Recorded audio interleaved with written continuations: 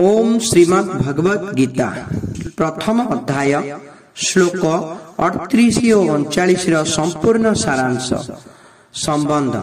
वर्तमान एठारे प्रश्न होई पारे जे तुम पाई जेपरी दुर्जय धनादि स्वजन सेहीपरि दुर्जय धनादिंक पाई तो तुमे मध्य स्वजन स्वजन दृष्टि तुमे तो युद्धरु निवृत्त हेबाकु चाहुच अथच सेमाने ए कथा विचार मध्य करुनाहांती।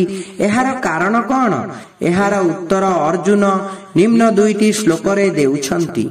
यद्यपेते न पश्यन्ति लोभ पहत चेतसः कुलक्षय कृत्यं दोषं मित्र द्रोहे च पातकम् कथं न ज्ञेयमस्माभिः पापा दस्मानि वर्तितुं कुलक्षय कृत्यं दोषं प्रपश्य भीर्जनार्दन।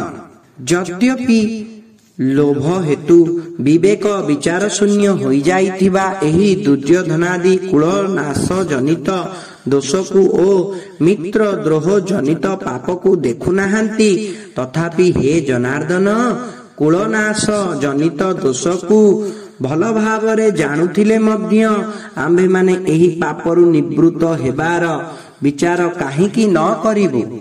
व्याख्या। यद्यपेते न पश्यन्ति मित्र द्रोहे च पातकम्। एते मिलिगला आहुरी एते मिलू एमिति मिलू थाउ एही परि धन जमी संपद आदर प्रशंसा पद अधिकार इत्यादि प्रति बुद्धि हेउतुवा वृत्ति को लोभ कहंती। एही लोभ वृत्ति जोगु दुर्जय धनादिंकर विवेक शक्ति लोप हेई जाइछि। फलरे सेमाने विचार करि पारुनाहांती जे जेउ राज्य पाई सेमाने एते बड़ पाप करिवाकु जाउछंती, कुटुंब नाश करिवाकु जाउछंती, सेही राज्य सेमानंक साथीरे केते दिन बा रहिबो एवं सेमाने ता साथीरे केते दिन बा रहिबे। सेमाने थाउ थाउ राज्य चली गले सेमानंकर दशा कौन हेबो एवं राज्य थाउ थाउ सेमाने चली गले दशा कौन हेबो। मनुष्य संजोगरे जेते सुख उपभोग करिथाए ताकू वियोगरे सेते दुख भोगिबाकू पड़े। वियोगरे जेते दुख हुए संजोगरे सेते सुख मिले नाही। तात्पर्य हेला अंतकरणरे लोभ घोटी जाइथिबारु सेमानंकु केवल राज्य ही देखा जाउछि। कुलनाश द्वारा केते जे भयंकर पाप हेबो ताहा सेमानंकु देखा जाउ नाही। युद्ध हेले समय संपत्ति और शक्तिर अपचय हुए, विभिन्न प्रकारर चिंता और विपद आसे। दुई मित्रंक मध्यरे भी कलह और मनमालिन्य सृष्टि हुए। नाना प्रकार मतभेद देखा जाए। मतभेद हेले वैर भाव जात हुए। उदाहरण स्वरूप द्रुपद और द्रोण दुहे बाल्य कालरे साथी थिले, मात्र राज्य मिलिबा परे द्रुपद दिने द्रोणंकु अपमानित करी सेही मित्रता को पदघात कले। एथिरु राजा द्रुपद और द्रोणाचार्यंक मध्यरे वैर भाव जात हेला। द्रोणाचार्य निज अपमानर प्रतिशोध नेबा पाई मो द्वारा राजा द्रुपदंकु परास्त कराई तांको ठारू अधा राज्य नहीं आसिले। एथि नहीं द्रुपद द्रोणाचार्यंक विनाश उद्देश्य रे एक यज्ञ कले। सेही यज्ञरु धृष्टद्युम्न और द्रौपदी जन्म नेले। एही प्रकारे मित्रंक सहित वैर भाव पोषण कले केते जे पाप हेबो से दिगकु एमाने देखु नाहांती। विशेष कथन। वर्तमान जेउ वस्तु गुड़िक आम पाखरे नाही सेगुड़िक बिना मध्य आमर काम चलुछि। आमे भल भावरे बंची पारुछु, मात्र सेही वस्तु गुड़िक मिलिबा परे जदि पुणी चली जाए ताहले सेगुड़िकर अभावरे असह्य दुख हुए।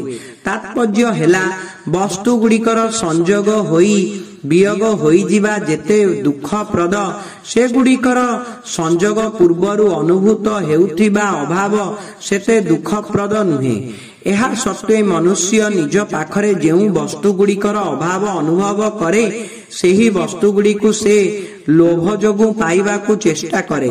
विचार करी देखिले जेउ वस्तु गुड़िकर एबे अभाव अछि मध्य कालरे प्रारब्ध अनुसारे सेगुड़िकर प्राप्ति हेले भी शेषरे सेगुड़िकर अभाव ही हेबो।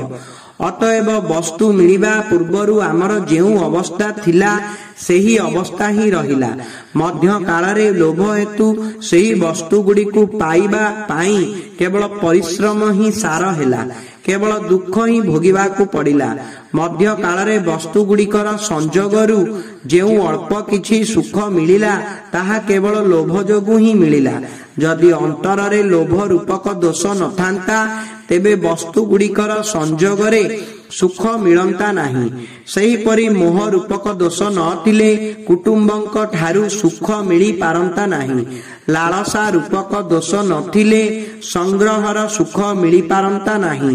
ତାତ୍ପର୍ଯ୍ୟ ହେଲା ସଂସାରର ସୁଖ କୌଣସି ନା କୌଣସି ଦୋଷ ଯୋଗୁଁ ହିଁ ମିଳେ।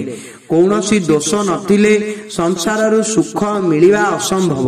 ମାତ୍ର ଲୋଭ ଯୋଗୁଁ ମନୁଷ୍ୟ ଏପରି ବିଚାର କରିପାରେ ନାହିଁ। ଏହି ଲୋଭ ତାର ବିବେକ ବିଚାରକୁ ଲୁପ୍ତ କରିଦିଏ। କଥଂ ନ ଜ୍ଞେୟମସ୍ମାଭିଃ ପ୍ରପଶ୍ୟ ଭିର୍ଜନାର୍ଦ୍ଦନ।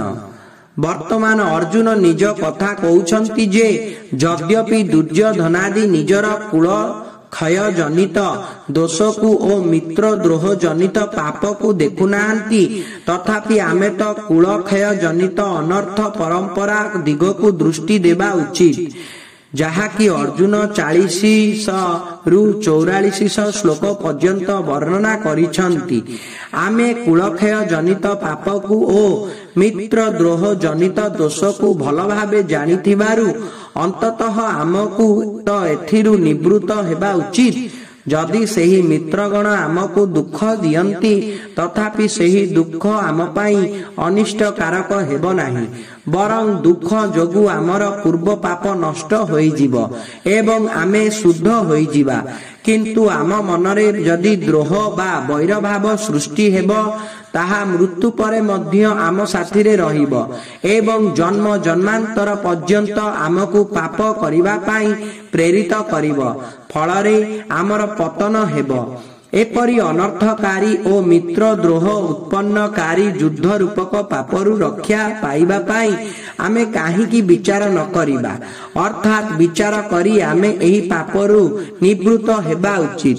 ଏଠାରେ ଦୁର୍ଯ୍ୟୋଧନାଦିଙ୍କ ଲୋଭ ଆଡ଼କୁ ତ ଅର୍ଜୁନଙ୍କର ଦୃଷ୍ଟି ଯାଉଛି, କିନ୍ତୁ ସେ ନିଜେ ଯେ କୌଟୁମ୍ବିକ ସ୍ନେହରେ ଆବଦ୍ଧ ହୋଇ କହୁଛନ୍ତି ଏ ଦିଗକୁ ତାଙ୍କର ଦୃଷ୍ଟି ଯାଉନାହିଁ। ଏହି କାରଣରୁ ସେ ନିଜର କର୍ତ୍ତବ୍ୟ ବୁଝିପାରୁନାହାନ୍ତି। ଏହା ନିୟମ ଯେ ମନୁଷ୍ୟର ଦୃଷ୍ଟି ଯେ ପର୍ଯ୍ୟନ୍ତ ଅନ୍ୟମାନଙ୍କର ଦୋଷ ଆଡ଼କୁ ରହିଥାଏ ସେ ପର୍ଯ୍ୟନ୍ତ ତାକୁ ନିଜର ଦୋଷ ଦେଖାଯାଏ ନାହିଁ, ବରଂ ଅଭିମାନ ହୁଏ ଯେ ଏମାନଙ୍କ ଠାରେ ଅମୁକ ଦୋଷ ଅଛି କିନ୍ତୁ ମୋ ଠାରେ ଏହି ଦୋଷ ନାହିଁ। ଏପରି ଅବସ୍ଥାରେ ସେ ଚିନ୍ତା କରିପାରେ ନାହିଁ ଯେ ଏମାନଙ୍କ ଠାରେ ଯେପରି କୌଣସି ଦୋଷ ଅଛି ମୋ ଠାରେ ମଧ୍ୟ ସେପରି ଅନ୍ୟ କୌଣସି ଦୋଷ ଥାଇପାରେ। ଯଦି ଅନ୍ୟ କୌଣସି ଦୋଷ ନଥାଏ ତଥାପି ଅନ୍ୟମାନଙ୍କର ଦୋଷ ଦେଖିବା ତ ଗୋଟିଏ ଦୋଷ। ଅନ୍ୟମାନଙ୍କର ଦୋଷ ଦେଖିବା ଏବଂ ନିଜଠାରେ ଭଲପଣର ଅଭିମାନ କରିବା ଏ ଦୁଇଟି ଯାକ ଦୋଷ ଏକ ସାଥିରେ ରହନ୍ତି। ଅର୍ଜୁନଙ୍କୁ ମଧ୍ୟ ଦୁର୍ଯ୍ୟୋଧନାଦିଙ୍କ ଠାରେ ଦୋଷ ଦେଖାଯାଉଛି ଏବଂ ନିଜଠାରେ ଭଲପଣର ଅଭିମାନ ହେଉଛି। ଭଲ ପଣ ରୂପକ ଅଭିମାନର ଛାୟାରେ ସମସ୍ତ ଦୋଷ ରହିଥାଏ। ସେଥିପାଇଁ ତାଙ୍କୁ ନିଜଠାରେ ମୋହ ରୂପକ ଦୋଷ ଦେଖାଯାଉ ନାହିଁ।